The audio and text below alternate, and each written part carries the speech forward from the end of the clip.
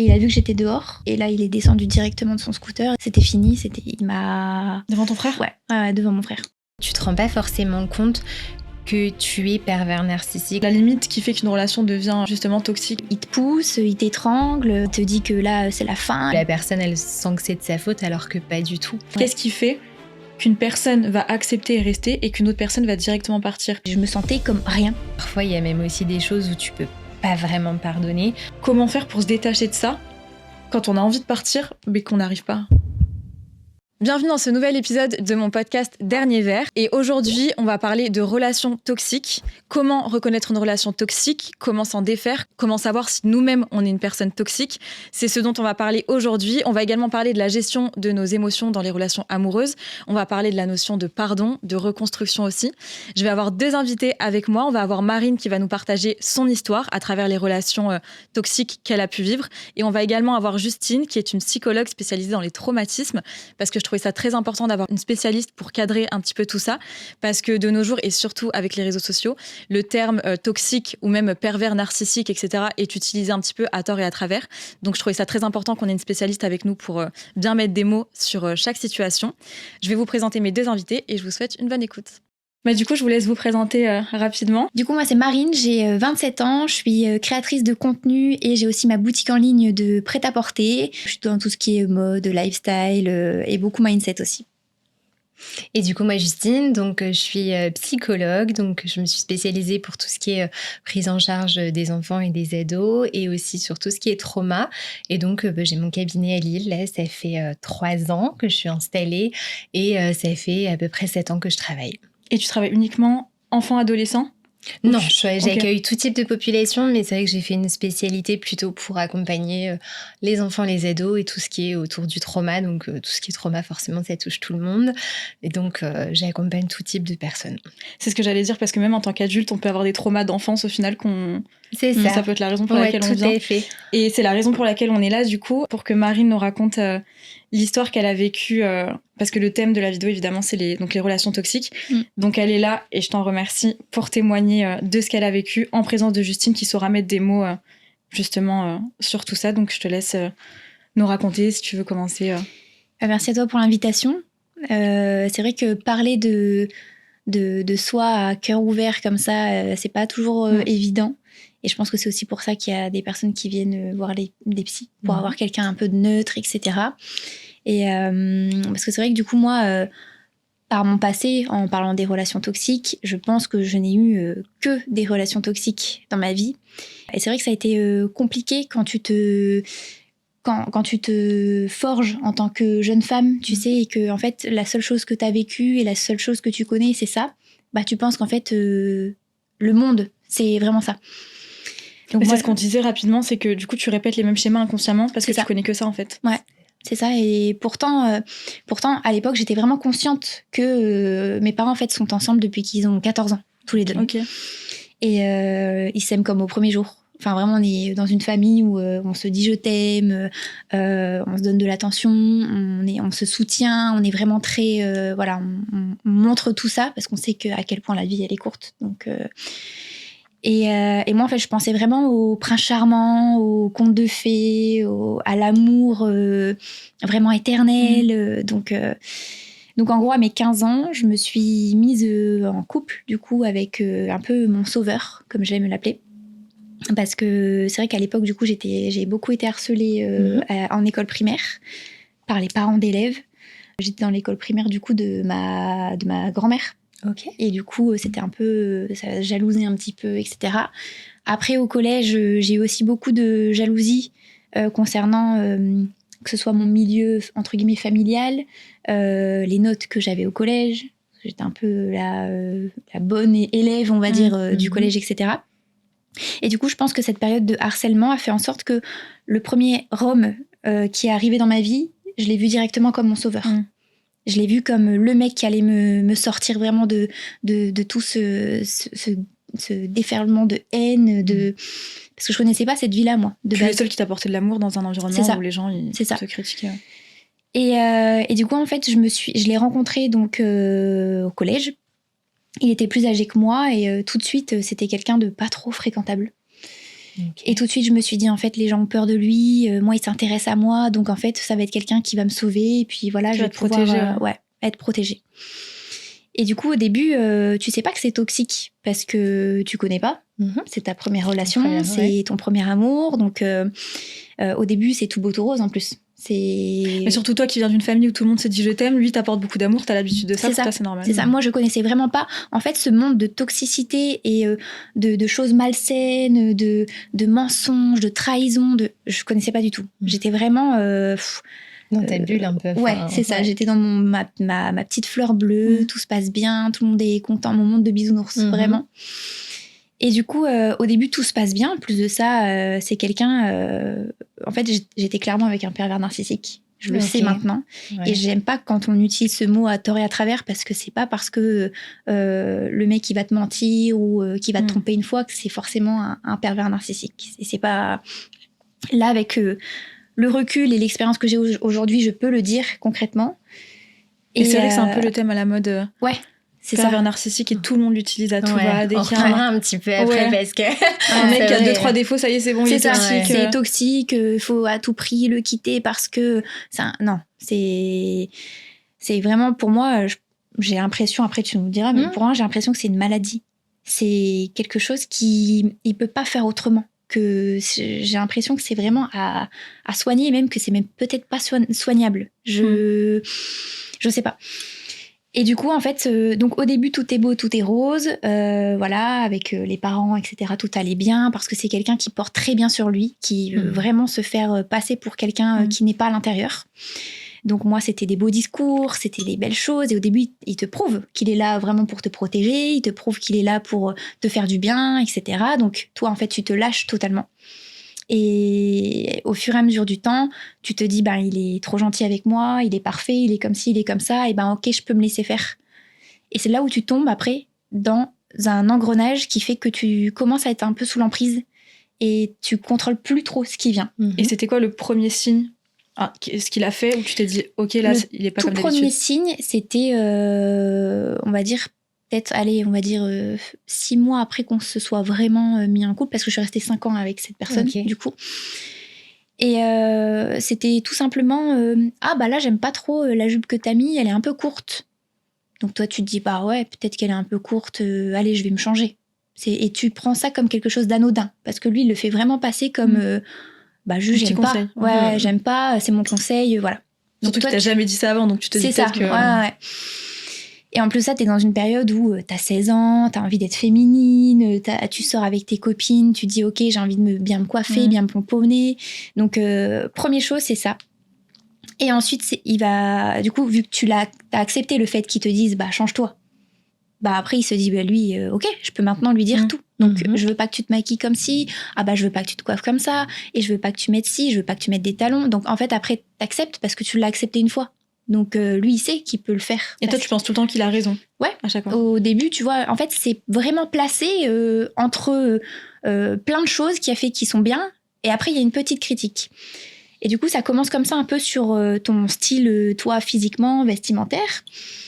Et après, en fait, ça va être mentalement. Là, tu vois, tu devrais pas dire ci, tu devrais pas faire ça, tu devrais pas agir comme ci. Et en fait, il va essayer de te contrôler après à l'intérieur. Comment tu parles, comment tu dois parler, avec lui, comment tu dois te comporter. Et ça, tu t'en es rendu compte tout de suite ou c'est dans l'après, tu sais, où t'as retracé je me suis vraiment pas rendu compte au début. Parce qu'en plus de ça, tu sais, t'es une jeune adolescente, tu te construis en tant que femme, et du coup, t'as pas ultra confiance en toi. Tu t'es pas en mode femme badass, ok, là il me dit ça, c'est pas vrai. Tu te dis, je veux mon bien. Ouais, c'est ça. Donc tu te forges et tu te dis, ok, peut-être qu'il a raison, en plus il est plus âgé, donc peut-être qu'il connaît plus, voilà. Au fur et à mesure du temps, après, c'est, il essaye un peu de t'éloigner de tes copines. Donc moi, je partais en soirée pyjama. À l'époque, t'es entre filles, soirée pyjama, c'est anodin, il y a rien qui... Et il te géolocalise sur ton téléphone. Tu savais qu'il te géolocalisait? Il me l'avait demandé.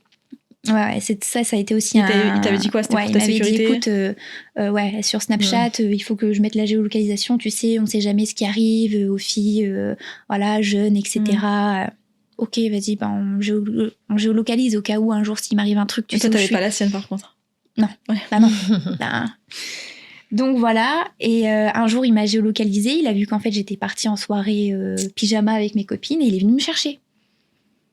Et c'était quoi la justification La justification c'était qu'il voulait pas que je sorte parce que le lendemain j'avais l'école ou voilà. Et il avait quel âge par rapport à toi?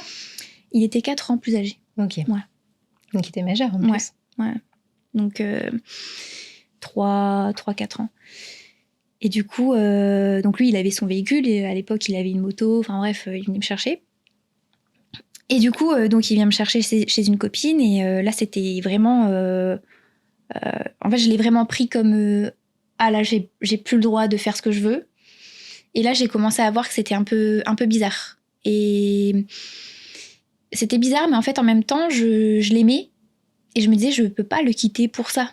Enfin... je sais pas, j'étais vraiment dans un truc où je sais pas quoi faire. Et quand il t'est séparé de tes copines, est-ce qu'il les critiquait? Elles sont pas assez bien pour toi? Alors oui, souvent il critiquait mes copines. Il y avait des copines qui aimaient bien et d'autres copines... Après, en fait, avec le recul maintenant, je me dis, jamais aucun de mes mecs n'a aimé mes copines et jamais aucune de mes copines n'a aimé un de mes mecs. Donc en fait, au final, c'était vraiment... à part aujourd'hui où il est validé de tout le monde. Voilà. Bon, on y reviendra du coup plus tard. Mais... Et du coup, donc on arrive là-dessus. Et donc petit à petit, en fait, il t'éloigne un peu de tes copines. Et il fait tellement de scènes où tu peux pas faire ci, tu peux pas faire ça, que tes copines, du coup, s'éloignent de toi. Parce qu'elles ont ras-le-bol, en fait, d'avoir une amie qui peut rien faire, qui est toujours dans le mal, qui est toujours, etc. Donc, elle, à force de te dire, bah ça, c'est pas normal. Toi, tu te dis, bah si, je l'aime. Donc, à un moment donné, on sait très bien que même nous, en tant que copines aujourd'hui, si on a une amie à nous qui veut pas être aidée, bah, t'as beau l'aimer de tout ton cœur, ta copine, bah, à un moment donné, voilà. C'est compliqué la place de copine. Tu vois ton amie être avec un pervers narcissique ou avec un mec clairement pas bien pour elle qui lui fait du mal. Tu lui dis, elle le sait, elle reste, et toi, tu sais pas quoi faire, et tu pètes un plomb, tu sais pas quoi faire. Mais tu peux pas. Mais tu veux pas la lâcher, en même temps, toi, tu sais, et ça te fait. C'est compliqué. Et quand tu l'as vécu, tu sais que tu peux rien faire tant que la personne n'a pas le déclic. Ouais. Après, je parle des copines, mais la famille, ça doit être encore pire. Tu vois. Ouais. Donc petit à petit, c'était comme ça, jusqu'au jour où, en fait, du coup, je viens à aussi me disputer avec ma famille. Parce qu'ils voient très bien que cette personne-là, elle n'est pas faite pour toi. Et après, moi, je me dis, bah, en fait, c'est qu'ils m'aiment pas. Mes parents, s'ils me disent qu'il faut que je quitte cette personne, c'est que... Ils veulent pas. Voilà, ils veulent pas. Ouais. Et du coup, ben, tu t'en viens à te disputer avec ta famille parce que tu te dis, en fait, non, ils veulent pas me laisser faire, etc. Jusqu'au jour où il y a eu le premier événement de violence. Et en fait, au fur et à mesure, c'est ça, on te rabaisse, on te dit que t'es pas assez bien, t'es pas ci, t'es pas ça. Là, clairement, on te dit que t'es une parce que tu sors avec des jupes, que tu vas voir tes copines, etc. Jusqu'au jour où je suis devant le lycée et moi, mes copines, elles fumaient toutes les cigarettes sauf moi. Et en fait, on n'avait pas le droit de fumer dans l'enceinte du lycée. Du coup, on fumait sur la rue, quoi. Et lui, il passait souvent avec son scooter parce qu'il était livreur à cette époque. Et il a vu que j'étais dehors. Et là, il est descendu directement de son scooter et c'était fini. Il m'a lynché comme ça devant tout le monde parce que j'étais sortie dans la rue. Lynché, c'est-à-dire il me traitait de tous les noms. Voilà. Il me rabaissait. Et donc, je lui ai dit, qu'est-ce que tu vas faire? Frappe-moi. Bah ouais. C'est pas... Et il t'a frappé devant tout le monde? Ouais. Donc, c'est pas un truc qui fait mal. Mais par contre, du coup, le geste est fait. Ouais. C'est comme le truc avec la jupe. Il te dit une fois, j'aime pas, tu peux mettre autre chose. Là, il a franchi le cap il t'a touché la peau. Il a vraiment fait un geste où, voilà. Et les gens, ils ont dit quoi à ce moment-là? Ceux qui étaient présents? À l'époque, c'était quand même quelqu'un qui était, entre guillemets, assez connu dans la ville. Il n'y a jamais trop personne qui a en fait, osé... il s'est dit, je lui ai fait ça devant tout le monde, elle a rien dit. Je peux lui faire pire en privé. Je pense. Parce que du coup, là, ça a été grosse embrouille avec lui. Donc, je suis même pas retournée en cours. C'est de là où après, on s'est mis derrière le lycée et puis il m'a collé contre un mur. Il m'a grippé ici, il m'a collé contre un mur. Il m'a dit, écoute, tu ferais plus jamais ça. Tu me réponds pas comme ça devant tout le monde, machin. Donc après tout ça, moi, je suis pas repartie en cours parce que je me sentais pas. Même si, entre guillemets, j'avais pas mal physiquement. Je me suis dit, là, il y a quelque chose qui se passe qui était violent, quoi. Ouais. et qui dépasse ce que vraiment j'aurais cru de l'amour, de ma relation. Et du coup, là, c'est la porte ouverte après à tout et n'importe quoi. Dès que t'es en voiture avec lui, parce que du coup, après, on a grandi, je suis restée 5 ans avec. T'es quelque part avec lui, il te prend le bras et non, viens pas ici, etc. Mais en fait, il y a jamais trop de menaces et de violence parce qu'après, il y a beaucoup d'amour derrière. Et il a tout le temps un mot. Il essaye tout le temps de venir te voir le lendemain et te dire, tu sais, ma chérie, je t'aime, c'est pour ton bien que je fais ça. Tiens, regarde, je t'ai acheté un sac, je t'achète ci, viens là, on va au resto, viens, on fait ci, viens, on fait ça. Et les 5 ans que t'étais avec, du coup, tu sortais pas sans lui? Il t'a séparé de toutes tes amies ou t'en as gardé quelques-unes de temps en temps? C'est vrai que je sortais pas sans lui. La seule chose que je faisais, c'était que je faisais de la danse. Et même, il venait me voir du coup dans mes galas de danse et il aimait pas forcément comment j'étais habillée, comment j'étais Donc ça, c'est vraiment la seule truc que j'ai réussi à garder, c'est la danse. Donc, parce que tu l'as tenu tête ou parce qu'il a pas voulu te l'enlever? Parce que je pense que c'est pas que moi je lui ai tenu tête, c'était aussi mes parents qui payaient ma licence, qui m'emmenaient à la danse, je vivais chez mes parents. Donc je pense que sur mes parents, il avait rien à dire. Donc il pouvait pas, je pense que là, il savait qu'il pouvait pas avoir le contrôle sur ça. Et tu me disais aussi tout à l'heure, il te faisait du chantage affectif. Il s'achetait des choses de luxe et il te disait, toi, tu mérites pas encore. C'est ça, du coup, à chaque fois qu'il y avait un épisode où il était méchant, violent, etc., le lendemain, c'était on va s'acheter des trucs. J'étais jamais assez bien pour ce que lui, il voulait m'acheter. Par exemple, si lui, il s'achetait un sac à 5 000 euros, moi, il me disait, le jour où tu le mériteras, tu pourras avoir ce sac. Et c'est toujours... en fait, je pense que c'était quelqu'un qui voulait montrer que lui était mieux que moi, que lui était plus ancré dans sa vie, il méritait plus, et moi j'étais moins que rien, et moi j'étais ci, et moi j'étais là. Et du coup, j'en suis même venue jusqu'à me disputer avec mes parents. Du coup, tu leur parlais plus? Je leur parlais plus. Je m'enfermais dans ma chambre, je voulais plus les voir, du coup j'étais tout le temps chez lui. Là c'est mort, t'es dans son environnement. T'es dans son environnement. Et surtout qu'en plus de ça, en parallèle, j'apprenais qu'il me trompait. J'apprenais que... mais je restais parce que je me disais là, effectivement, j'ai que lui. Dans tous les cas, j'ai plus d'amis, j'ai plus personne. Mais du coup, pendant ces 5 ans, il te levait la main dessus régulièrement? Ça dépendait. C'était vraiment par période. Par phase, ok. Ouais, c'était vraiment par phase. Et à ce moment-là, est-ce que tu avais quelqu'un à qui te confier? Alors moi, j'avais une meilleure amie, du coup, qui habitait en Alsace à l'époque. On s'était rencontrés dans un camping dans le sud et tout. Et elle était au courant de ce qui se passait. Elle avait beau me dire de le quitter, elle avait beau me dire moi, je restais. Mais heureusement que j'avais cette meilleure amie parce que tous les ans, par contre, au mois de juillet, on repartait sur la Côte d'Azur avec mes parents en vacances. Et du coup, je la revoyais. Mais comment elle réagissait quand tu lui expliquais ce qui se passait? Est-ce qu'elle était quand même là pour toi et elle était bienveillante? Ou est-ce qu'au bout d'un moment, elle te disait, bon là, au bout d'un moment, tu choisis aussi Elle a toujours été bienveillante et elle a toujours été là pour moi. Et ça t'a aidé, même si tu savais qu'elle savait que c'était pas bien? Ça m'a aidé et je pense qu'elle m'a aidé aussi dans la rupture. Je pense que c'est aussi grâce à elle que j'ai quitté mon ex. Parce qu'en gros, donc il y a eu l'épisode où je dormais chez lui tout le temps, etc. Je venais juste chercher mes affaires chez mes parents. Jusqu'au jour où, au final, il te fait mal et toi, en fait, t'es tellement... En fait, je sais pas comment expliquer, mais j'étais tellement fatiguée, émotionnellement aussi, que émotionnellement, physiquement, j'ai l'impression que j'avais plus aucun goût à la vie, je voulais plus aller à la danse. Le peu de fois où j'étais chez mes parents, je m'enfermais dans le noir, tout le temps. Je rentrais, il y avait beau être 16h, il était en plein mois de juin, hop, je fermais tous mes volets et j'étais dans le noir. Mais c'est vrai que ça, même si t'es dans le déni mentalement, ton corps, souvent, il parle avant toi et il t'envoie des signes comme ça. Jusqu'au jour où, en fait, il te pousse, il t'étrangle, il te dit que là, c'est la fin, etc. Et toi, du coup, tu tombes. Enfin, pourtant, c'est les mêmes coups que d'habitude, c'est les mêmes... Mais en fait, ton corps lâche. Ouais. Et c'était quoi le point de non-retour ou vraiment la chose qu'il a fait ou qui a déclenché du coup la rupture Du coup, j'ai été hospitalisée.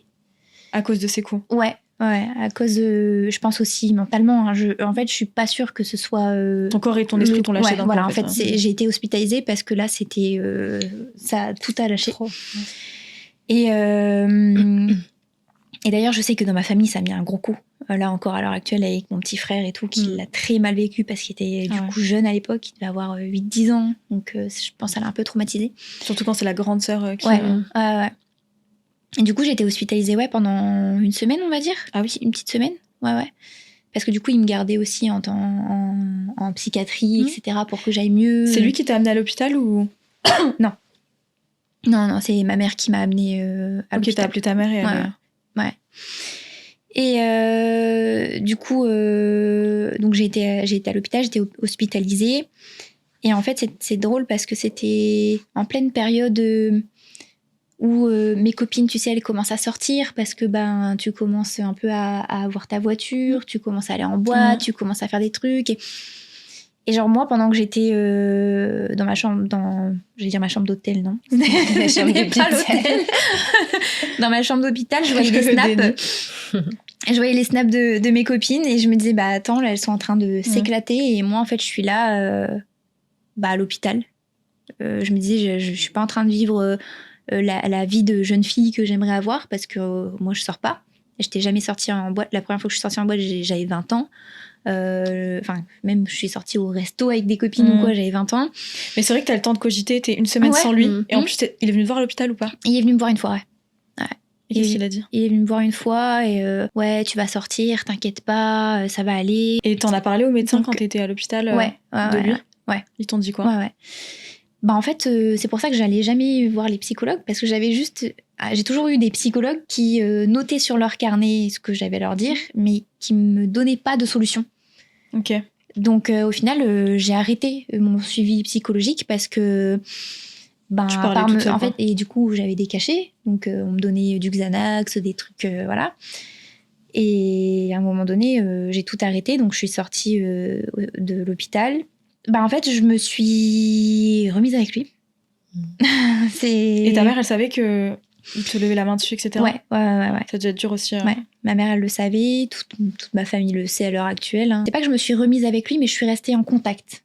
Je suis restée en contact et il me disait de toute façon, il y aura jamais personne qui t'aimera plus que moi. N'oublie pas que moi, je suis le seul. Quand tu sens que tu lui échappes. Je suis le seul qui t'aimera le plus. Je t'aime comme ci, comme ça, etc. Tu trouveras jamais quelqu'un comme moi qui te fait autant, qui te met autant en avant, voilà. Et moi, je me disais vraiment, c'est vrai. Genre là, quand je regarde dans mon entourage, qui pourrait me mettre autant sur un piédestal que lui? Qui pourrait m'aimer autant? Et en fait, vu que t'as plus d'entourage, tu te dis, voilà. Ouais. Et là, ça a été quoi le déclic que t'as eu pour Et du coup, pas y retourner? juste après cette hospitalisation, c'était au mois de juin, je pense, parce que juste après, je repartais en vacances. Donc sur la Côte d'Azur avec ma meilleure amie, mes parents, et elle m'a forcé pendant 3 semaines à ne pas avoir de contact avec lui, pas de téléphone. Elle m'avait pris mon téléphone, elle me l'avait bloqué de partout sur tous les réseaux. J'ai réussi à couper les ponts à ce moment-là. Et après, du coup, je lui ai dit à ma meilleure amie, je lui ai dit, écoute, parce qu'elle retourne en Alsace chez elle, je lui ai dit, là, il va falloir que tu reviennes avec moi à Lille, parce que je vais pas pouvoir passer le mois d'août toute seule à Lille. Si t'es pas là, c'est sûr, s'il revient, je vais retourner. Et donc, elle est venue avec moi. Elle est venue avec moi et lui, il venait devant chez moi, devant chez mes parents, du coup. Et il m'appelait au téléphone à 6h du matin. Marine, reviens, s'il te plaît, reviens. Il venait devant chez moi. Il avait même... j'avais ma voiture, du coup, à cette époque. Il avait même rayé ma voiture. Il avait pété mes rétros. Il avait cassé les... Donc, voilà. Et au final, j'ai réussi à m'en défaire. Elle est repartie. Et vers septembre-octobre, j'étais en voiture sur la route avec mon frère, du coup, dans la voiture. Et je le croise, du coup, dans la rue. Et là, directement, il me voit dans la voiture. Et il ouvre ma portière. Il m'embrouille. Du coup, je sors de la voiture. Et là, pareil, il me frappe. Et... Devant ton frère? Ouais, devant mon frère. Il me frappe dans la rue, du coup. C'était le soir, c'était la nuit. Et puis, on vit dans un petit village, il n'y avait personne. Donc, il me frappe comme ça en pleine rue. Et moi, du coup, première chose que je fais, c'est que je reprends ma voiture. Et tu sais, t'es tellement dans une euphorie que tu vas tout droit. Lui était face à moi, donc j'ai failli l'écraser. Mais voilà. C'était pas du tout ma volonté. Je ne t'aurais dans pas l'euphorie, dans l'euphorie, voilà, tu roules, tu vas vite, tu te dis, vas-y, il faut que je rentre chez moi. Parce qu'en plus, il a son scooter, sa moto, je sais plus quoi, Sauf que du coup, lui, vu qu'il avait une moto, il est arrivé plus vite chez mes parents pour leur dire oui, votre fille, je l'ai croisée sur la route, elle a voulu m'écraser.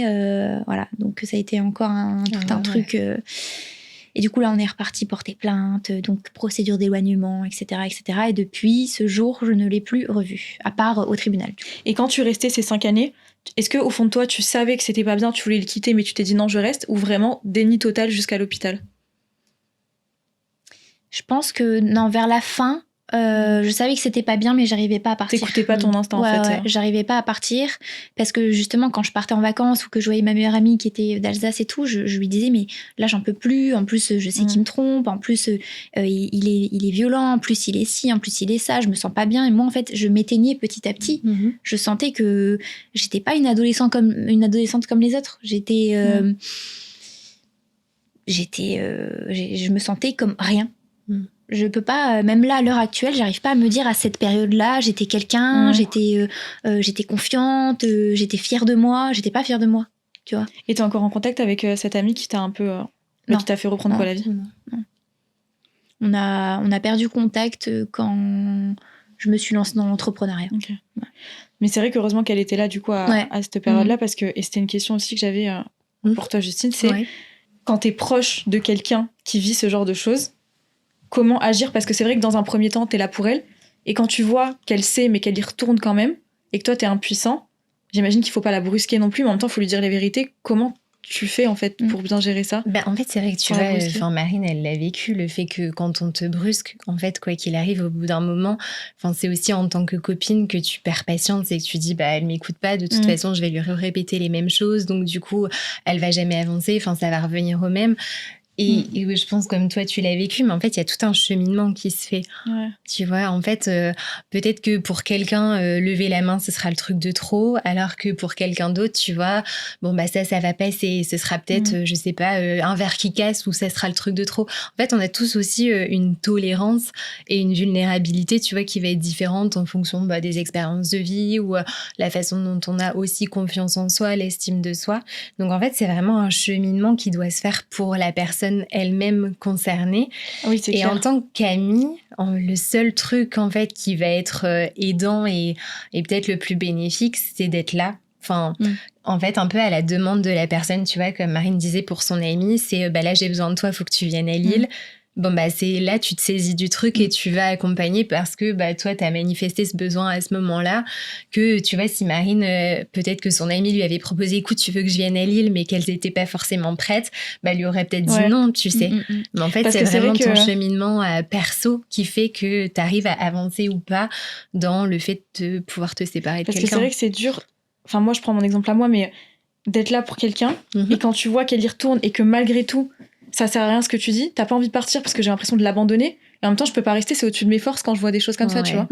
Du coup, mais après c'est pas moi qui peux faire la différence, comme tu dis, faut que ça vienne de la personne. C'est toujours, tu vas de pouvoir en fait en tant que copine de dire que ça lui appartient, t'as beau l'aimer, tu vois, de tout ton cœur et de vouloir absolument faire le mieux pour elle, mais même en tant que famille, c'est un peu ce que tu disais même pour tes parents, t'as beau aimer ta fille ou ta copine de tout ton cœur, mais à un moment donné ça lui appartient, tu vois, c'est aussi son cheminement, et quand tu brusques un peu les choses, en fait, il y a une forme d'apprentissage entre guillemets qui se fait pas forcément. Tu vois, et du coup, parfois, tu vas avoir un peu tendance à, si tu brusques un peu le truc, mais on pourrait, tu vois, prendre un peu le même exemple, je sais pas, pour quelqu'un qui boit de l'alcool, tu vois, où il sait que c'est mauvais pour lui, il sait que ça lui met dans des états, que tout le monde lui dit autour de lui, il va perdre son travail, il va perdre son compagnon, sa conjointe, et du coup, toutes les choses vont s'accumuler, il y aura plus d'argent, donc il sait très bien que c'est mauvais pour lui, mais tant que lui-même n'a pas cheminé pour prendre conscience, tu vois, que c'était pas bon pour lui, en fait, tu l'auras beau l'entendre de toutes les personnes autour de lui, ça prendra pas, quoi. Ouais, c'est vrai. Parce que tu parlais de limites, justement, chacun a sa limite. Chacun, tu vois, sa tolérance. Pour toi, c'est quoi la limite, justement, à pas franchir? La limite qui fait qu'une relation devient justement toxique et qu'elle est... alors après, pour identifier, tu vois, une relation toxique, il y a plusieurs... on va dire paramètres, tu vois, on arrive à définir ce que c'est une relation toxique. Déjà, qu'est-ce que c'est, tu vois, quand du coup finalement tu te sens rabaissé, que tu as l'impression de plus pouvoir être toi-même, que chaque discussion tu dois un peu marcher sur des œufs, où tu te sens vidé même émotionnellement, tu le disais un peu en fait, que du coup il y a une forme où tu es vidé émotionnellement, que tout ce qui se passe ça te dépasse un peu. Tu vois, que ça, quand tu le définis, effectivement, tu sais que la personne est plutôt engagée dans une relation toxique. Maintenant, ça veut pas dire que parce qu'elle sait que c'est toxique, qu'elle va réussir à s'en sortir. Et donc, pour des personnes, il y aura effectivement le passage à l'acte, le fait que il y a de la recours à la violence physique. Pour certaines personnes, la tolérance, ça sera rien que de la violence verbale, en disant écoute, je sais que je suis dans une relation toxique, mais à partir du moment où je me fais insulter, c'est mort, je m'en vais. Et il y a des personnes, tu vois, ça peut aller très très loin. Je pense aux femmes qui sont victimes de violences conjugales. En fait, ça peut aller très très loin, passer à côté parfois de la mort. Mais pour autant, rester quand même. Après, ta limite et ton seuil de tolérance, ça vient aussi de ton expérience, ton histoire de vie. Ouais. Et c'est pour ça que dans les thérapies aussi, en fait, ça prend du temps parce qu'on doit aussi retracer un peu la trajectoire développementale de la personne, ses premières interactions, etc. Et cette tolérance que tu vas avoir, elle dépend surtout des interactions que tu as eues quand tu étais plus jeune. Tu vois, Marine, tu as confié ton harcèlement. Tout ça, c'est aussi des facteurs en fait, qui t'ont rendu plus vulnérable et qui, du coup, en fait, rien que les insultes ou le fait qu'elle soit rabaissée, pour elle, en fait, les copains, ils faisaient la même chose. Donc, en fait, que mon mec le fasse, c'est tout le monde, en fait. En fait, oui, ce qui définit une relation toxique, c'est plus en termes de ressenti. Ouais, ça va plus être, tu vois, quand t'es pas toi-même. Ouais, quand t'es pas toi-même, ou juste dans les comportements, tu vois, que la personne, elle rabaisse, qu'elle va avoir tendance à t'isoler. Ça, du coup, c'est aussi un signe sur lequel on fait hyper attention, c'est l'isolement, puisque du coup, c'est quelque chose, qui vient aussi dans le process un peu, du coup, de la toxicité d'une relation. Après, c'est vraiment le fait, tu vois, que les personnes se sentent vidées, qu'elles se sentent pas à l'aise de pouvoir aborder ce qu'elles veulent, mettre ce qu'elles veulent, que du coup, quand, je sais pas, il y a un repas de famille dimanche, qu'elles se sentent pas hyper à l'aise de pouvoir proposer à leur conjoint ou à leur conjointe d'y aller, par exemple. Enfin, à partir du moment où tu changes ton comportement perso. Tu vois, et dans une même situation, par exemple, dans le cas de Marine, dans une relation amoureuse toxique, qu'est-ce qui fait qu'une personne va accepter et rester et qu'une autre personne va directement partir? C'est ce qu'elle a vécu et ses traumas d'enfance, du coup, qui font qu'elle reste ou qu'elle part. Par exemple, tu vois, dans la situation de Marine, quelqu'un qui n'aurait pas vécu de harcèlement, par exemple, tu vois, aurait pu considérer que les premières insultes, c'était déjà trop. Tu vois, parce qu'elle l'avait pas vécu auparavant, donc elle s'est pas dit c'est la norme, c'est normal qu'on m'insulte. Là, c'est avec Marine, après ça arrive et ça fait partie des expériences de chacun, mais c'est pas forcément le caractère, c'est un mélange de caractère et de vécu, en fait, surtout. Si tu veux, ton caractère, ta personnalité, il se crée tout au long de ta vie, surtout dans ton enfance, dans tes premières expériences à l'école, etc. Donc, c'est aussi quand tu vis du harcèlement, en fait, tu souffres déjà de ça, mais que du coup, quand tu partages ta vie avec quelqu'un et qui fait pareil, t'en as déjà souffert en fait. Donc pour toi, tu dis que c'est moins pire. Ouais, c'est ça. Et puis c'est tout, ça m'est déjà arrivé, je peux passer au-dessus. Alors que quelqu'un, tu vois, qui l'a jamais vécu, il se dit non mais déjà là c'est pas normal quoi, c'est déconnant, il faut que je passe à autre chose parce que je peux pas tolérer ça. Tandis que Marine, c'est vrai que du coup, elle avait déjà un peu cette fragilité de par ses expériences. C'est vrai qu'en fait, ils savent très bien qui cibler dans ce genre de cas. Et tu disais justement que c'est peut-être une maladie, mais du coup, ça vient d'où le fait qu'une personne soit comme ça? Est-ce qu'on est comme ça? Est-ce qu'on le devient? Est-ce que eux-mêmes ont des traumas qu'ils n'ont pas réglés, du coup, qui répercutent sur d'autres personnes? C'est quoi, en fait? Alors après, tu sais, donc le truc de pervers narcissique, c'est pas une maladie qui est reconnue, tu vois, par ce qu'on utilise en psychiatrie. Tout ce qui est DSM, la STIM, c'est en fait un répertoire des maladies psychique, et du coup pervers narcissique n'existe pas. Ce qu'on peut en fait rattacher au plus sur une vraie maladie psychiatrique, ça va être ce qu'on appelle le trouble de la personnalité narcissique. D'accord. Oui, parce que le mot narcissique est important aussi dans ça. C'est ça. Alors qu'en fait, tu vois, pervers, c'est vrai qu'en psychiatrie, ça renvoie plus à quelque chose de l'ordre de sexuel. D'accord. Tandis que la narcissique, c'est plutôt la personnalité. Le trouble de pervers narcissique n'existe pas. Par contre, ce qui va se rapprocher le plus quand on pose un diagnostic sur ce genre de personnalité, ça va être le trouble de personnalité narcissique. Et donc, c'est des personnes, effectivement, qui vont se servir des autres pour se surestimer, se surévaluer. Donc, c'est des personnes qui ont eu des failles aussi. Donc, comme tout ce qui est trouble de la personnalité, c'est des choses pareilles qui se sont construites pendant leur enfance, dans l'adolescence, et qui, du coup, ont créé des blessures. Et en fait, ça va vraiment être des personnes qui vont avoir besoin de rabaisser les autres pour se sentir exister, qui vont surévaluer leurs valeurs. Enfin, comme un peu tu disais, moi, je suis mieux que toi, moi, je mérite ça, mais pas toi. Mais eux sont persuadés à ce moment-là que ce qu'ils font, c'est bien. Ouais. Et je suis persuadée même qu'ils ils aiment vraiment la personne, tu vois. Ouais, clairement. Parce que même, je pense qu'ils t'aimaient vraiment, mais juste qu'ils t'aimaient très mal. Ouais. En fait, c'est vraiment un fonctionnement. Et c'est pour ça qu'on parle de troubles psychiatriques, en fait. C'est parce que tu vas avoir une personne qui s'est construite comme ça. C'est-à-dire que c'est son référentiel. C'est ça. Ouais. Nous, tu vois, quand t'as pas du coup un trouble de personnalité, tu te rends compte que la personne, ses comportements sont pas forcément adaptés, tu vois. Mais sauf que pour elle, c'est sa façon de faire. Elle a grandi comme ça. Et en fait, elle s'est créée aussi ses propres défenses. Ses propres défenses pour se protéger, pour avancer. Et donc, elle vit à travers ça, mais sans se rendre compte que c'est déconnant, quoi. Vraiment. Sans se rendre compte, parce qu'en plus, il continue après avec d'autres personnes. Et oui, parce que pour lui, c'est normal. J'ai eu, pour la petite anecdote, quand j'étais dans le coaching fitness et tout, j'ai eu une nana à un moment donné qui me contacte sur les réseaux et qui me dit « Marine, j'aimerais bien démarrer un programme, perdre de poids, etc. Je te connais parce qu'on a le même ex en commun. » Ouh là là. Je dis « Ah ouais ?» Elle me dit « Ben ouais », donc elle m'explique et tout. Et là, elle me dit « Moi, j'ai dû déménager jusqu'à Toulouse, à l'autre bout de la France, pour ne plus avoir affaire à tout ça, quoi. » Et je me dis, mais attends, donc en fait, la même personne a refait le même schéma. On est encore un peu en contexte sur les réseaux. Et là, par exemple, après la diffusion de Lille, où j'ai expliqué le pourquoi du comment, j'avais des carapaces, etc. Elle me disait elle m'a répondu, et dire qu'on a vécu la même chose et que du coup, on a les mêmes traumas, les mêmes carapaces, les mêmes choses à cause de la même personne, quoi. Donc, ils s'en rendent pas compte et je pense qu'ils continueront, quoi. Mais c'est comme en fait, c'est vraiment des traits aussi. Des traits qui sont identifiés aussi, mais comme il y a plusieurs troubles de personnalité, le borderline, le trouble de personnalité psychopathique, c'est vraiment des personnes, tu vois, par exemple, les psychopathes, ceux qui sont coupés de leurs émotions.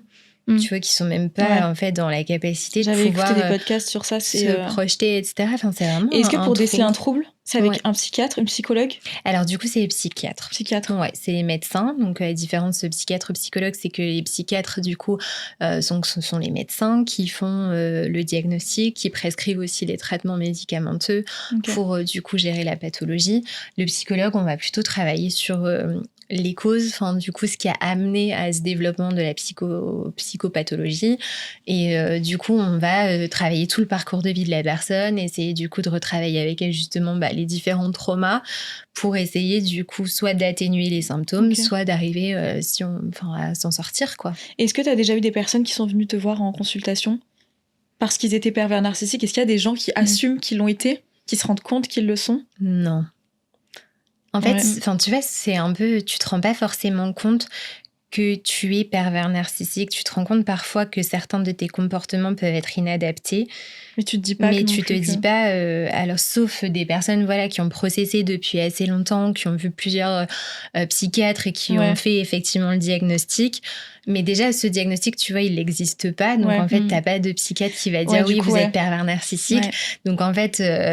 il y a pas de personne qui va arriver en disant j'ai un trouble ou je prends des médicaments je suis pervers narcissique. Mais c'est vrai que ce côté narcissique fait que pour eux ils ont pas de problème et que c'est ça. Ils sont géniaux. Et mais du coup ce serait intéressant de leur demander pour toi c'est quoi un pervers narcissique, du coup, de savoir leur définition eux d'un pervers narcissique, s'ils estiment qu'ils le sont pas.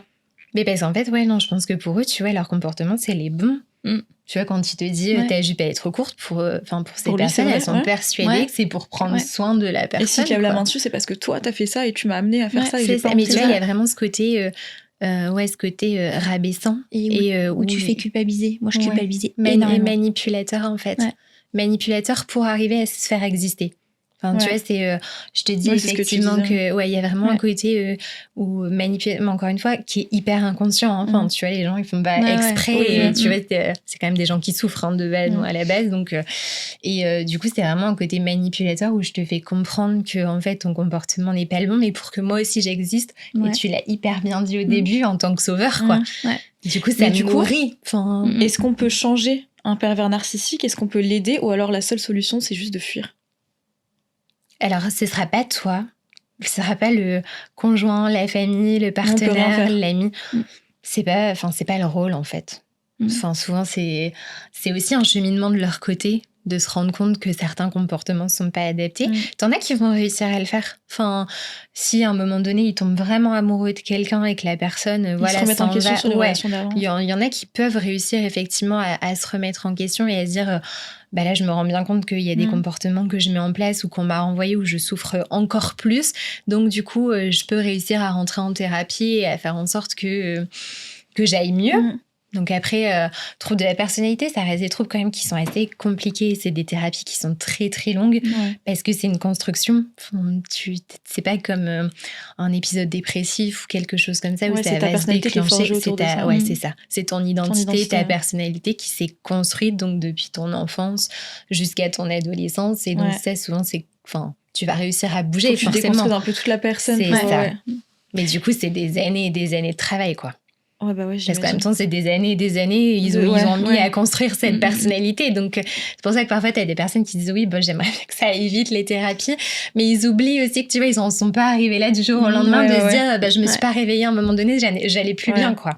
Bah, du coup, c'est des années et des années où ils ont processé, où ils s'en sont arrivés à ce niveau-là. Donc, tu dois refaire un peu le travail inverse, quoi. Et toi, tu disais, Marine, après ça, tu as répété les mêmes schémas.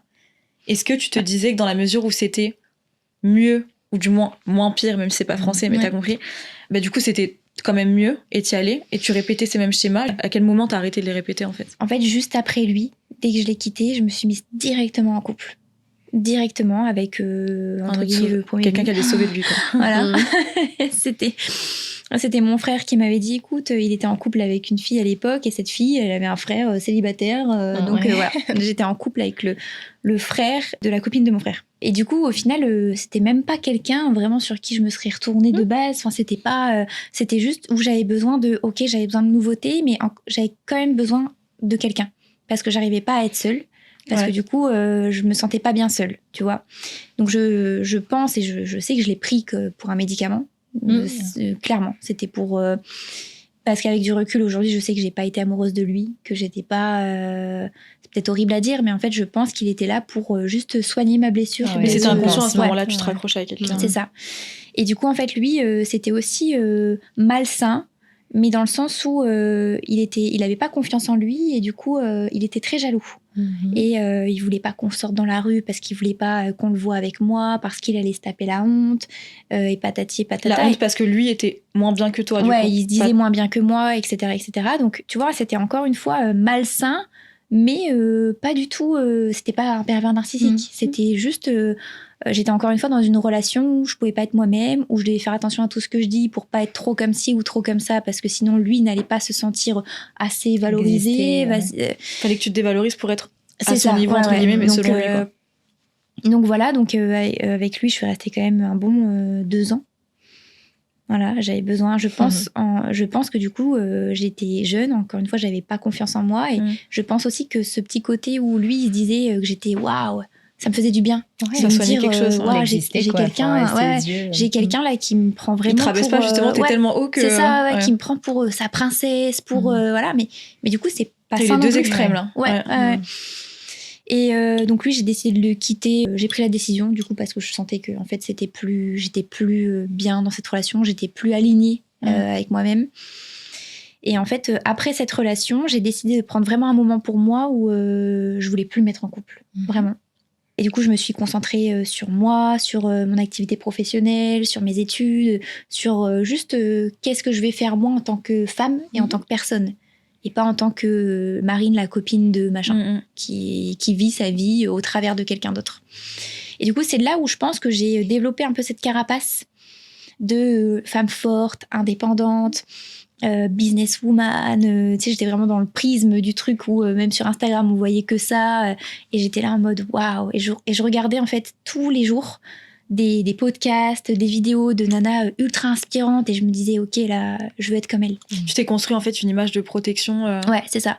Et je me suis dit maintenant en fait ok, dans la vie si tout le monde n'est pas tout beau tout rose, donc maintenant stop, plus d'émotions, plus rien. Je veux pas tomber amoureuse, je veux pas être en couple, je veux pas avoir mal. Et du coup j'étais un peu dans ce mood là, où du coup je me suis totalement fermée en termes d'émotions. Et du coup, j'avoue que je voyais des mecs, j'enchaînais. Et sans rien derrière. C'était ta façon de contrôler un peu. C'est ça. Et en fait, j'étais à fond dans mes histoires, entre guillemets. Peu importe que la personne voulait tomber amoureuse de moi, ou tu sais, des fois, t'as des gars qui disent « Ouais, là, je veux un peu plus ». Moi, dès que je voyais que le mec, il voulait un peu plus, c'était mort. C'est-à-dire du sérieux, ouais. Se mettre avec toi. Ouais. Dès qu'il voulait du sérieux, c'était ok, je me barre, mais vraiment comme un genre je ne lui parle plus et je n'y réponds plus. Ouais, mais c'était pas avec une volonté de faire du mal, c'était plus une volonté de te sauver d'un truc. Waouh, qu'est-ce qui va se passer là? Non, je peux plus, j'ai plus le contrôle, le mec va tomber amoureux, stop.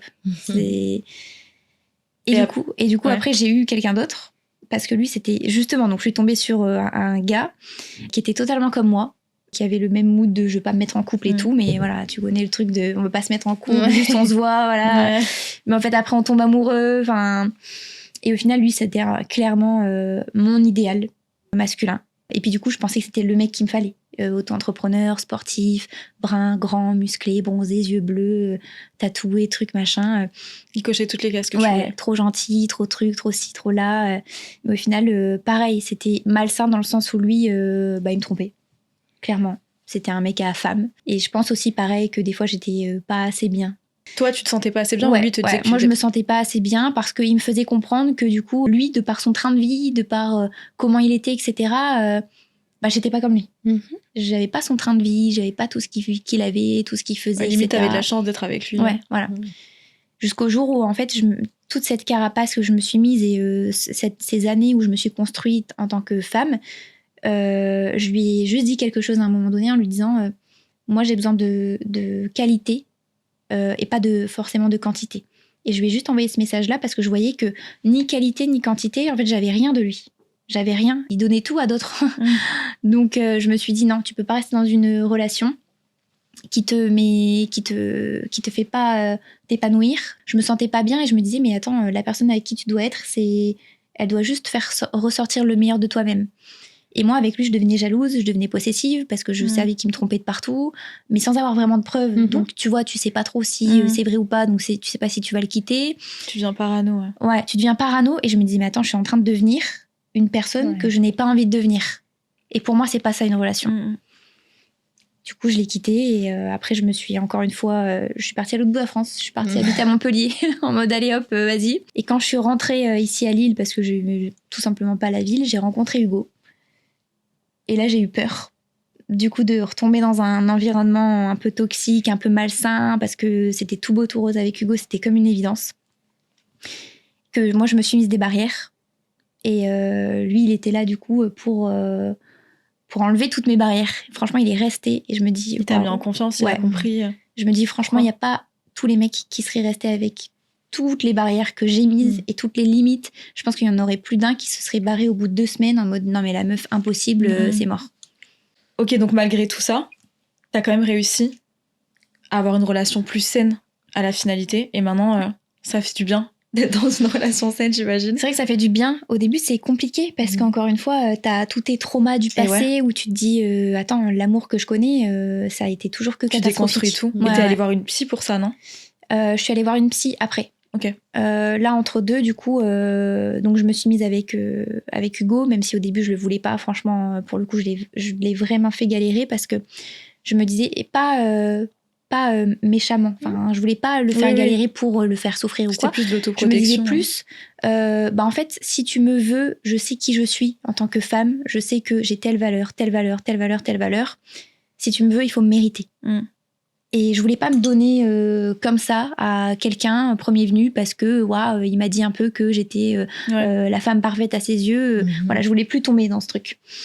Et donc c'est pour ça que j'ai mis un peu des limites, un peu des barrières, que j'étais un peu distante, sans non plus être jamais là, etc. Mais pour me dire, ok, est-ce que le mec il va vraiment vouloir se battre pour moi, pour vraiment essayer d'apprendre à me connaître en profondeur. Et il l'a fait. Du coup, ça fait du bien. Je suis contente pour toi parce que vraiment. Et du coup, toi, si tu avais un message à passer aux filles qui sont actuellement dans ce genre de situation et qui se posent peut-être même la question si leur relation est toxique ou pas et qui se reconnaissent potentiellement dans ce que tu dis, qu'est-ce que tu voudrais leur dire? Alors moi, les questions que je me pose aujourd'hui pour savoir si je suis dans une relation toxique ou non, c'est déjà, est-ce que je peux être moi-même, totalement moi-même dans cette relation? Et si déjà c'est non, c'est que c'est compliqué. Après, je me dis, est-ce que j'anticipe les situations et les réactions? Est-ce que là, je vais devoir anticiper le fait qu'il faut que je le prévienne parce que je vais sortir? Il faut que j'anticipe si... alors, si tu te dis déjà, est-ce que j'anticipe ma relation, enfin les situations de ma relation, c'est qu'il y a un problème. C'est que tu as peur, du coup, de vraiment poser les choses sur la table et que, du coup, tu te dis, attends, je vais anticiper pour pas qu'il râle, pour pas qu'il tape une crise, pour pas que... Voilà. Et après, je me dis aussi, est-ce qu'à l'heure actuelle, je me sens épanouie? Je me sens bien, vivante, rayonnante, ou est-ce que je me sens vide? Et est-ce que je me sens vide de sens? Je sais pas trop où avancer, comment faire. Si tu te sens un peu vidé, c'est qu'il te prend ton énergie et que c'est pas la bonne personne. Et j'avais une question, dis-moi si c'est une bonne question à poser, mais j'ai justement une personne qui m'avait envoyé un message sur Insta par rapport à ça. Son ami est dans une relation toxique avec quelqu'un, donc il lui lève la main dessus. Et est-ce que c'est une question pertinente quand la personne est un peu dans le déni, qu'elle se dit c'est pas grave, etc., de lui poser la question parce que cette personne a un enfant, du coup, a une fille, et de lui dire qu'est-ce que tu conseillerais à ta sœur, à ta meilleure amie ou même à ta fille si elle était dans ton cas à toi. Carrément. Et peut-être que ça peut provoquer le déclic de bah non, je voudrais pas qu'elle... Oui, ça peut être hyper aidant et c'est un peu... des fois, quand on a des personnes en thérapie qui ont du mal un peu à bouger, on prend un peu ça en disant mais en fait, si c'était votre meilleure amie ou... Qu'est-ce que vous lui diriez en fait si racontez un peu votre histoire, qu'est-ce que vous lui diriez ou quelqu'un en fait que la personne aime profondément. Et souvent ça permet effectivement de cheminer en disant bah oui non mais je lui dirais qu'il faut pas rester et tout, même si en soi la personne prendra pas forcément la décision sur le moment de réaliser partir, que c'est pas bien. Mais c'est un peu du coup ce qu'on disait, c'est qu'il y a un cheminement qui va se faire et rien que de se poser en fait ces questions petit à petit, ouais ça peut être effectivement une bonne question à poser, enfin pour les personnes. Voilà, qu'est-ce que tu conseillerais? Ou si c'était ton ou ta meilleure amie qui te racontait ça, qu'est-ce que tu lui dirais? Et pour les personnes qui sont dans un schéma toxique, mais plus au niveau de la famille, j'ai une fille aussi qui m'a contactée et qui m'a demandé comment faire pour sortir d'une relation toxique. Elle, en l'occurrence, avec sa mère. Elle sait, parce qu'elle s'est rendue compte. En fait, quand elle était petite, l'emprise a commencé, mais elle s'en rendait pas compte.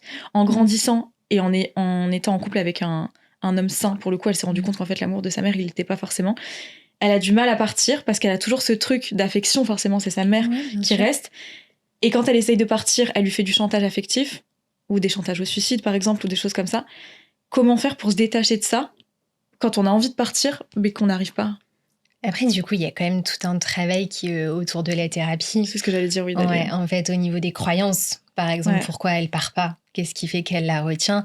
Et tu vois, par exemple, dans les chantages au suicide, c'est que, alors je connais pas son histoire, mais parfois t'as un peu aussi dans les situations ce truc de culpabilité. C'est de ma faute si du coup il se passe quelque chose, et donc tu te rends compte qu'en fait la croyance elle vient plutôt sur la responsabilité où la personne elle sent que c'est de sa faute alors que pas du tout. Et du coup tu vas plutôt travailler en thérapie sur les croyances de pourquoi elle part pas, et si elle part qu'est-ce que ça lui renvoie sur elle.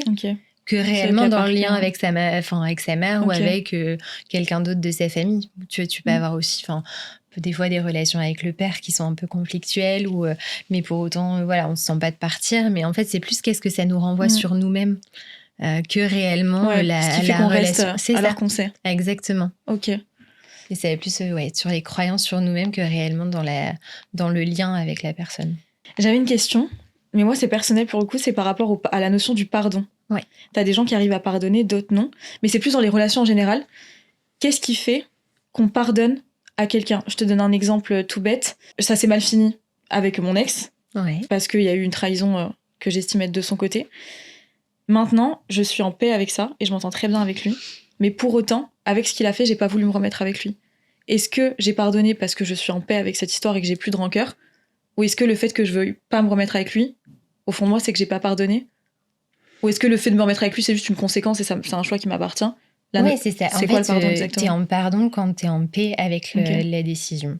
Et que tu lui en veux plus? Ouais, quand t'as plus de ressenti. Parce que des fois, tu vois, c'est effectivement de la rancœur, mais parfois ça va être de la tristesse, ça va être de la colère. Enfin, je pense à partir du moment où t'as plus de ressenti émotionnel par rapport à ce qui s'est passé, où tu peux estimer que t'es passé à autre chose, que t'as pardonné, ou même en psy, on parle beaucoup d'acceptation.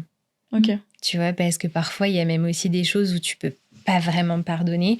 Quand tu penses à des agressions, des choses comme ça, ou du harcèlement, c'est compliqué, tu vois, de pardonner un truc qui paraît impardonnable, quoi. Mais on va plutôt passer par l'acceptation. C'est-à-dire, ça fait partie de ma vie, ça fait partie de mon parcours de vie. Et j'accepte en fait que ça fasse partie, c'est ça. Okay. Maintenant que tu retournes pas avec, c'est peut-être pour d'autres raisons de te dire en fait je me protège, j'ai pas forcément envie de revivre du coup des mêmes schémas où c'est pas suffisant. Peut-être que l'épreuve qui t'a apporté, où il y a un truc où toi-même peut-être t'as cheminé en disant non, je me suis rendu compte comme tu disais que j'ai pas ces valeurs-là, que c'est pas ce que je souhaite. Et ça se passe beaucoup du coup à l'âge un peu jeune adulte en fait, où du coup tu décolles un peu des valeurs de tes parents qui t'ont inculqué depuis tout petit et tu commences à te créer ton propre système de valeurs et c'est par ces expériences aussi où tu arrives à te dire je sais pas moi, la confiance c'est primordial, la communication pareil, c'est une valeur que je ne peux pas déroger et du coup tu avances en fait avec tes valeurs et de par ces expériences aussi tu arrives à faire un peu le tri en disant non, du coup ça correspond pas du tout à ce que je veux pour ma vie plus tard ou ça rentre pas dans mes valeurs, donc je dis stop. Et est-ce que j'imagine déjà la réponse, mais tu conseillerais à tout le monde d'aller consulter un psy, même quand ils estiment que dans leur vie, ça va? Ouais, et du coup, en ayant aussi cette approche que le psy, c'est pas que pour les personnes qui vont pas bien. Ouais, parce qu'il y a un peu ce truc de je suis pas fou. Ouais, mais alors même au-delà d'être fou, mais t'as l'impression, des fois, t'as des gens qui viennent en disant mais je me sens pas légitime d'être là. Mais tu sais que j'ai mis des années à aller voir une psy à cause de ça, parce que je me suis dit, mais en fait, j'ai rien passé. Ouais. Et au final, à un moment donné, il s'est passé une chose où j'avais pas d'autre choix que d'aller voir quelqu'un, parce que je me suis dit sinon là je vais partir, ça va pas aller du tout. Du coup je me suis sentie légitime à travers cette chose là, alors que ça faisait longtemps que je voulais y aller, tu vois. Et au final à travers j'avais peur de la première séance, du pourquoi vous êtes là, et dire je sais pas, tu vois. Et au final ça s'est pas du tout passé comme ça, et elle m'a directement dit que c'était une relation humaine et que même si elle avait ses diplômes de psy, ça allait pas forcément convenir à tout le monde. Au final, elle m'a convenu directement. Et moi, j'avais peur de ce truc-là, de devoir raconter ma vie et mes traumas à plein de psys jusqu'à trouver le bon. Tu vois. Alors, c'est pas facile, tu vas parfois te trouver c'est la le bonne premier personne. Et puis après, j'allais toutes les semaines, tu vois, je te jure. Et au final, elle te pose des questions anodines et elle met le doigt sur des trucs auxquels t'avais jamais pensé. Tu te dis, ah ouais, ah bah oui. Et elle t'aide à faire des liens. Et c'est surtout que t'es dans un espace qui est neutre. Où il n'y a pas de jugement, où en fait, là où effectivement des fois tu as des super amis à qui tu peux parler de tout ce que tu as envie, mais tu as toujours un peu une réticence parce que pour X ou Y raison, il peut y avoir un jugement où ça peut être biaisé. C'est pas objectif. Et où du coup tu peux avoir peur en fait que ça change quelque chose ou que du coup elle te voit plus de la même façon. Alors que du coup dans un rendez-vous psy, et après encore une fois, il faut trouver la personne avec qui on se sent à l'aise, mais du coup c'est un espace qui est neutre, dans lequel il n'y a pas de jugement, dans lequel il y a le secret professionnel, donc tu sais que ça va pas sortir non plus, ou ça va pas être répété, machin, parce que des fois t'as quand même des trucs lourds, donc quand tu confies ça à une personne, même pour elle, des fois c'est lourd, tu vois, tu le confies à un parent ou à des amis, mais parfois juste pour la personne c'est super lourd, donc elle-même a besoin de dire en fait elle m'a raconté ça, j'arrive pas à le porter toute seule, tandis que le psy, c'est son taf quoi. Mais c'est ça, et c'est vraiment un exutoire, parce que quand tu racontes à tes copines, moi je sais que ça me fait du bien et je raconte plein de choses à mes copines, mais le côté pro de la psy fait que du coup les retours vont être vachement plus constructifs, tu vois. En tout cas, du coup, elle te renvoie aussi des choses. Comme elle te connaît pas forcément, en tout cas sur les débuts, elle va te renvoyer des choses en fonction de toi aussi, ce que tu vas lui dire. Et donc, c'est pour ça, je pense qu'il faut pas attendre d'aller mal. Mais parfois, une séance, des fois, ça peut débloquer des choses. Une séance de temps en temps, c'est pareil. Moi, je dis souvent, on se voit, mais on s'engage pas sur 10 ans, quoi. On se voit, vous venez quand vous voulez, quand vous avez besoin. C'est plus... ça doit vous servir, quoi. C'est vraiment un espace dans lequel vous devez vous sentir bien et où, du coup, il n'y a pas d'engagement. Puis tu peux totalement assumer tes mauvais côtés, tu vois. Moi, je suis très consciente de tous mes côtés, que ce soit mes défauts, mes qualités, mes vices. Et je peux totalement tout lui dire, et je sais qu'elle me jugera pas, et que ça va justement l'aider à mieux m'aider après. T'aider toi. Et justement, dans ces comportements, tu vois, un peu ce qu'on disait, un peu narcissique, parfois, on reconnaît, oui, des fois, je suis un peu comme ci, je suis un peu comme ça. Mais c'est ça qui va aider. Et du coup, on va essayer de mettre en place des stratégies, des outils pour essayer de faire bouger la personne et qu'elle devienne une meilleure version d'elle-même. Mais c'est vrai que, on en parlait aussi du développement personnel, je m'intéresse beaucoup à ça, je me remets beaucoup en question, tu vois. À chaque situation, j'essaye de comprendre le point de vue des autres et tout. Donc j'estime que je fais beaucoup de travail sur moi-même. Pour autant, je me dis que j'ai aussi mes limites en tant qu'être humain, et que c'est bien aussi d'aller voir quelqu'un qui t'aide un peu à voir les choses. T'as qu'un cerveau en plus quand t'es toute seule. Hein. Oui. Et donc ton cerveau, il peut pas penser à ton problème, penser à la stratégie, trouver la solution. Il peut pas tout faire, quoi. Quand t'es en thérapie, on est deux. J'ai une question que je pense que tout le monde se pose. Est-ce que les psys vont voir des psys ? Alors, c'est recommandé et j'espère. Oui, parce que du coup, t'as plein vraiment. d'histoires lourdes toute la journée. Exactement. En fait, alors, tous les psys n'y vont pas. Moi, je trouve ça dommage parce qu'effectivement, tu portes beaucoup, t'entends beaucoup de choses. Moi, je vais voir quelqu'un toutes les 2 semaines. Ouais, Ok. donc, c'est quelque chose qui est hyper important. Alors, c'est ce qu'on appelle la supervision. Donc, soit en fait pour juste décharger en fonction des situations qu'on entend ou même pour travailler sur soi aussi, parce que c'est pas parce qu'on est psy qu'on est parfait et que tous nos comportements sont hyper alignés. Mais enfin, j'espère que le plus possible, effectivement, vont voir des psychologues. Mais c'est franchement pas la réalité. Et voilà, après, chacun son cheminement aussi. Mais je trouve que tu peux pas être aidant si toi-même tu vas pas bien, quoi. Je suis d'accord.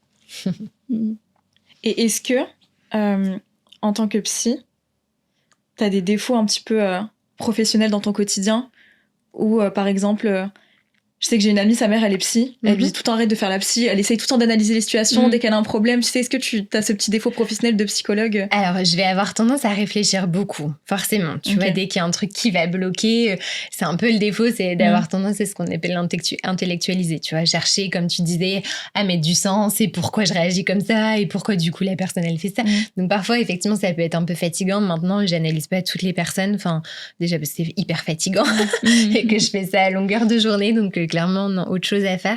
Mais oui, parfois, tu vas quand même avoir un peu ton réflexe de vouloir en fait faire que toi aussi, t'ailles le mieux possible, quoi. Donc, du coup, des fois, à réfléchir un peu sur, te dire, OK, pourquoi je réagis comme ça et à vouloir aussi beaucoup parler. Forcément, tu vois, quand dans ton entourage, forcément, bah, t'as essayer de chercher le pourquoi du comment, remonter à l'enfance alors beaucoup. Ouais, c'est ça, alors que c'était juste un truc plus anodin, mais... Mais du coup, t'as dit quelque chose tout à l'heure, t'as dit comment aider les gens si nous-mêmes on se fait pas aider. Si mais est-ce que c'est pareil en amour? Est-ce que tu peux aimer et être dans une relation saine si toi de base tu t'aimes pas et t'as un manque de confiance en toi de base? Alors tu vas forcément aller chercher chez l'autre quelque chose qui va combler ton vide. Donc il faut d'abord s'aimer soi et soigner ses traumas avant d'être en... Mais en même temps, du coup, forcément tu vas aller chercher chez l'autre quelque chose qui va combler ton vide, mais pour autant l'autre peut t'aider à guérir. Je pense pas qu'il faut absolument s'aimer, absolument, pour pouvoir être dans une relation qui est saine, pour être dans une relation qui se passe bien. C'est une question de timing aussi, je pense. Ouais, et en fait, parfois, du coup, c'est aussi ta relation ou la personne que tu as en face de toi qui va venir pointer, en fait, des failles, des blessures, et du coup, qui va t'aider à travailler dessus. Ok. Mais comme à l'inverse, une relation, elle peut aussi, du coup, te détruire, mais en fait, une relation, elle peut vraiment te guérir, quoi. Ouais. Après, ça dépend aussi voilà, sur les personnes avec qui tu tombes. Mais comme tu disais, mais par exemple, avec Hugo, il t'a aidé en fait. C'est ça, du coup, en montrant en fait ses comportements et en agissant de la sorte, il a aidé à guérir sur certains points. Alors, tout est pas parfait et je pense que ça remplace pas un travail de développement personnel ou un accompagnement thérapeutique, quoi. Mais en fait, la relation peut aussi t'aider à guérir tes blessures. Et du coup, toi, t'es spécialisée dans les enfants, adolescents, traumas. Ouais. J'imagine que c'est les parents qui les amènent à ton cabinet. C'est ça. Et du coup, t'essayes de soigner les traumas qu'ils ont vécus dès le début, en fait. Alors, en fait, ouais, ou parfois, tu vois, l'enfant, il va être aussi porteur de symptômes d'un dysfonctionnement dans la famille. Okay. Tu vois, parfois, l'enfant, il va plus s'alimenter, avoir des difficultés de sommeil, avoir des problèmes de comportement à l'école. Mais en fait, quand tu creuses un peu, c'est papa et maman qui se disputent tout le temps. Et du coup, tu vas avoir aussi, en tout cas, moi, dans mon quotidien, beaucoup de travail d'éducation parentale, à la parentalité, de comment on fait, comment on communique. Parce qu'on va avoir aussi tendance à penser que les enfants, entre guillemets, il ne faut pas leur parler de tout, quoi. Ouais. Alors, du coup, parce qu'on leur cache tout aussi. Ils comprennent tout. Même s'ils parlent pas. Et je sais qu'on en parlait tout à l'heure. On était un peu similaires dans nos réactions face aux hommes ou à notre façon de gérer l'amour ou la vie en temps normal. Et même si toi, de ce que tu nous disais, du coup, ça vient de tes relations passées. Ouais. Je sais que moi, alors que pourtant on n'en arrive pas exactement au même point, mais en tout cas au même comportement, moi, ça vient plus de quand j'étais petite, tu vois. Plus dans mon schéma familial, qui m'amène à aujourd'hui être très contrôle fric, très... je veux personne parce que j'ai peur. Du coup, il y a plein de trucs à travailler, je pense, mais du coup, qui viennent pas de la même, qui viennent pas de de la même cause, de la même cause, les mêmes un peu conséquences. Après, là, on est pas forcément là pour faire ton travail et tout, mais de façon générale, les choses, elles viennent quand même de l'enfance. Alors, sans pour autant que ça soit des traumas marqués, mais tu vois, quelqu'un, par exemple, un enfant qui va rentrer tous les soirs chez lui et son père ou sa mère va lui demander alors, t'as eu combien à l'école? Elle va lui donner sa note, il va lui donner sa note. Et machin, il y a eu combien? c'est rien, tu vois. Vu pris comme ça, c'est pas un trauma. Enfin, tu vois, ça fait rien. On n'a pas de maltraitance, il y a pas d'insulte, pas de violence physique. Mais en fait, ça, de façon répétée, l'enfant, il intègre que du coup, il y a un système de comparaison où il est pas suffisamment bien parce qu'en fait, à chaque fois, on me demande combien l'autre a eu. Et en fait, quoi qu'il arrive, tu vois, il n'y a pas forcément besoin de trauma marqué de violence physique, de violence verbale. Et que parfois, ça va être aussi des petits trucs comme ça où, j'en sais rien, pareil, une maman hyper stressée, qui dit dépêche-toi, on va être en retard, dépêche-toi, tout le temps. Bah, en fait, la personne, du coup, elle va intégrer que, attention, en fait, si on est en retard, c'est super grave. Et du coup, c'est toujours, en fait, de se remettre aussi au moment où tu l'as vécu. C'est-à-dire que peut-être que l'adulte d'aujourd'hui, il se dit non, mais ça, c'est pas grave, elle était toujours stressée par l'heure. Mais la petite ou le petit qui était là à 4-5 ans, qui était comme ça parce que maman, elle disait de se dépêcher, ben en fait, il a quand même intégré que c'était hyper important ou du coup, il était quand même hyper stressé à ce moment-là. Mais ça, je me suis rendu compte de ça avec le temps, c'est que quand t'es enfant, les parents, ils ont un certain comportement. 2 heures après, ils oublient parce qu'ils étaient stressés ou quoi. Toi, ça reste en fait. Et des fois, ça te traumatise et ça peut te créer des... Alors, tu vois, sur le long... Enfin, l'enfant, il va avoir quand même une plus courte mémoire, tu vois. Donc, ça va pas lui rester autant qu'un adulte. C'est plus le ressenti. Mais par contre, quand tu le travailles à l'âge adulte, tu te rends compte que ça, c'est toujours activé. Alors, du coup, en thérapie, parfois, ils sont un peu surpris en disant mais non, mais ça, je pensais pas du tout. En tout cas, enfin, c'est pas grave, quoi. Mais attends, là, c'est pas grave parce que t'as 25 ans. Mais qu'est-ce que c'était quand t'avais 3-4 ans, quand t'avais 5-6 ans? Mais tu sais que ma fille, elle m'a dit pareil. Elle a fait des liens de la personne que je suis maintenant avec des trucs quand j'étais petite où je me dis mais non, mais c'est bon, c'est passé. Elle me dit non. Et en fait, elle a fait des liens. Je me suis dit mais en fait, c'est vrai parce que maintenant, je réalise pas. Mais dans mon inconscient, en fait, ça a une répercussion quand tu l'as vécu sur le moment, c'était pas si anodin que ça, quoi. Aujourd'hui, t'as grandi, t'as des défenses, enfin, t'es plus la même personne. Mais quand t'es petite... Les enfants doivent se faire accompagner, mais les parents aussi dans leur gestion parentale, en fait. Ce qui est rassurant, excuse-moi, Marianne, mais ce qui est rassurant, c'est que tout peut être travaillé. Enfin, tu vois, c'est pas parce que t'as vécu des trucs comme ça. Enfin, tu peux pas être parfait. Enfin, tu vois, faut rassurer aussi les parents, mais c'est pas, tu peux pas être parfait. Il y a forcément des choses que tu vas mal faire, mais il y a rien qui ne puisse pas être travaillé. C'est juste de pouvoir accompagner et faire la démarche, quoi.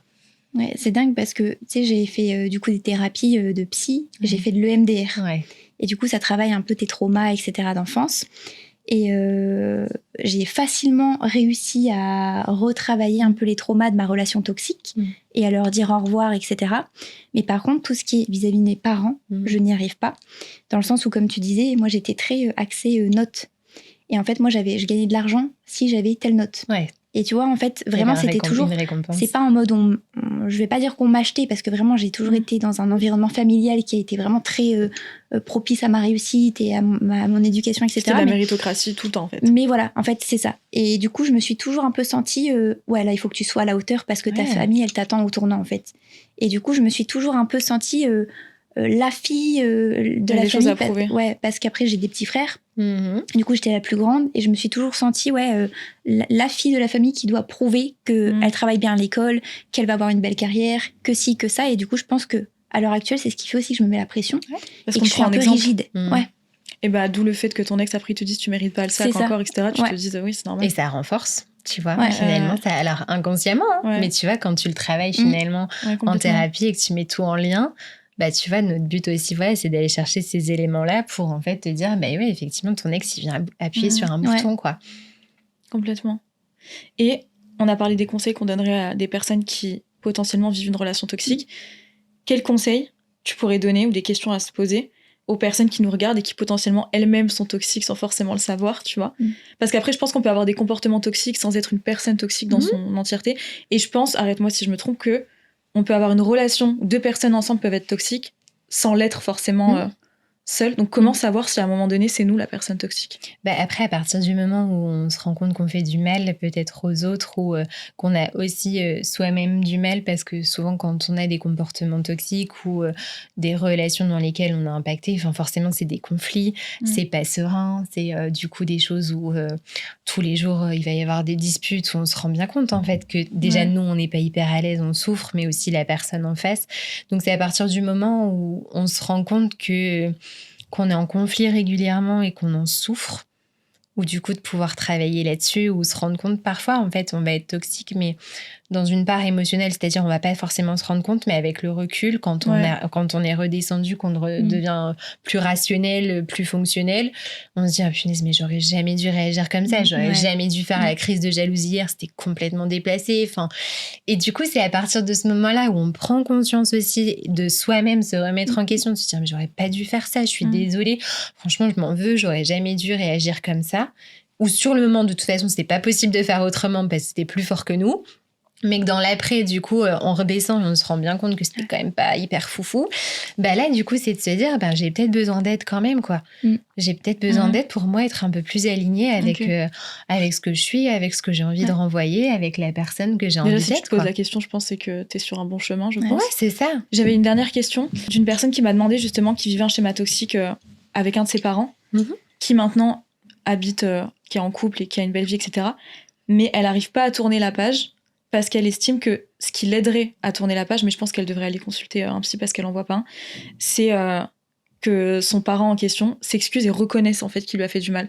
Et elle me disait, tant que j'ai pas ça, je suis bien dans ma vie, mais il me manque juste ça pour tourner la page parce que j'arrive pas à décrocher. Après, et elle a encore cette haine, en fait, elle a déjà essayé de parler avec sa mère et de lui dire, mais elle reconnaît pas. Et elle me dit, il me manque ça, et elle sait pas comment faire pour passer à autre chose, sachant qu'elle l'aura jamais, tu vois. Après, il y a deux façons, du coup, de le travailler. Soit, effectivement, tu vas confronter avec l'autre personne en ayant des discussions, en essayant, du coup, de faire bouger un peu la personne, en exprimant ce que ça a pu créer chez toi, que tu as été blessé, que ça t'a touché. Et tu vois si la personne en face, elle réagit. Si elle réagit, qu'il y a une prise de conscience, qu'il y a une remise en question, trop bien. Et si elle est sur la défensive. Mais si elle n'est pas, en fait, le travail, tu dois le faire avec toi-même. Et c'est un peu ce qu'on disait tout à l'heure, de passer par l'acceptation. De te dire que ça a eu lieu pour des raisons, que c'est arrivé dans ta vie et que c'est tout, ça fait partie de ton chemin de vie et que c'est comme ça.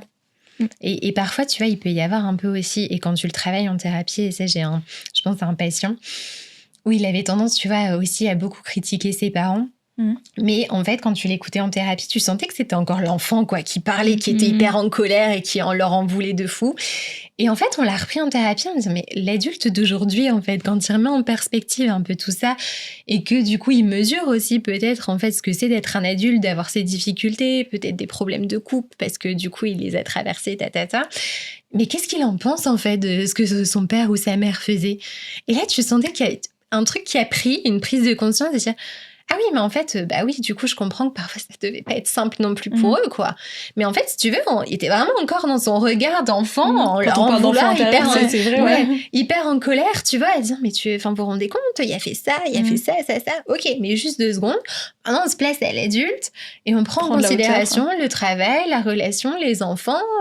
Et du coup, là, il a compris, en fait. Il s'est dit, ah oui, non, mais vraiment, en fait, je voyais pas les choses sous cet angle-là. Et du coup, mais ça, c'est génial parce que, justement, on parlait d'aller voir un psy. Et c'est bien les psys, du coup, qui, comme toi, j'imagine, font un échange et essayent de te faire voir les choses différemment plutôt que de juste noter. Après, t'as différents types de thérapie, forcément. Moi, c'est vrai que je parle beaucoup et du coup, alors je note aussi des petits trucs, forcément pour voir un peu comment ça avance. Mais moi, c'est vrai que je parle beaucoup. Je fais aussi de l'EMDR. Donc, du coup, on est plutôt sur des thérapies qui sont actives. Okay. Après, tu as d'autres courants où c'est aussi leur façon de travailler. Donc, après, c'est de voir aussi ce qui correspond à chacun, parce que des personnes, ça va pas leur plaire, tu sais, qu'on leur renvoie un peu leur truc. D'autres personnes, elles vont plutôt préférer, tu vois, faire plutôt des TCC avec des exercices, des choses à mettre plutôt par le comportement. Ça dépend un peu, mais en tout cas, du coup, ce qui est intéressant, c'est que ce cheminement-là, la personne, elle aurait pas pu l'avoir toute seule. Parce qu'elle a qu'un cerveau. Du coup, tant qu'elle est bloquée avec ses œillères, en fait, elle peut pas penser autrement. Et c'est dans ça où même si parfois t'as pas l'impression d'aller hyper mal, mais rien que le fait de parler ou de juste que la personne elle te renvoie des choses, déjà vous avez 2 cerveaux, donc en fait forcément il y a des choses qui vont beaucoup plus vite, quoi. Et quelqu'un d'objectif en plus. Morale de l'histoire, allez voir des psys. Oui, les gars, faites-vous aider. Même quand vous pensez que ça va.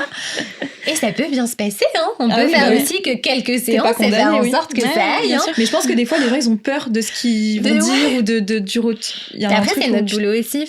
Du coup, j'avais fait un peu une vidéo là-dessus sur le premier rendez-vous chez la psychologue pour expliquer un petit peu qu'il n'y a pas d'attente. Que le but, c'est vraiment de faire connaissance et que, au pire, si ça fonctionne pas, on est OK avec ça, hein, même en tant que psy. Hein, donc, si on Moi, j'avais l'impression que j'allais à l'abattoir, j'étais en mode... Non,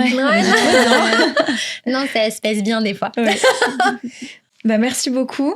Les filles, d'avoir été avec moi, j'aurais pu rester parler tout l'après-midi. J'ai encore plein de trucs à dire, mais je pense qu'on a parlé de l'essentiel. Merci d'avoir partagé ton histoire Merci. avec nous. Merci à vous de m'avoir écouté. Et je suis persuadée que ça peut aider plus d'une personne d'en parler publiquement, ça aide. Merci d'avoir été là aussi, d'avoir mis des mots pour cadrer un peu tout ça. Parce que c'est vrai que comme on disait, les termes un peu toxiques, pervers, narcissiques, c'est des termes très forts qui sont un peu utilisés à tort et à travers, surtout sur les réseaux sociaux. Ouais. Donc, tout à fait. Donc merci beaucoup. Vous allez retrouver aussi en description le lien qui amène aux réseaux sociaux de Justine, qui est présent sur les réseaux. Oui. À son pour prendre rendez-vous pour les personnes qui habitent à Lille ou aux alentours. Je sais pas si tu fais des consultations visio aussi. Oui. Voilà. Ouais. Et si vous voulez amener vos enfants pour régler les traumas dès le début. Et les liens, les réseaux sociaux de Marine aussi et sa marque de vêtements, si vous voulez aller voir ce qu'elle fait. Merci les filles. Beaucoup. Merci. Et à bientôt. À bientôt, merci.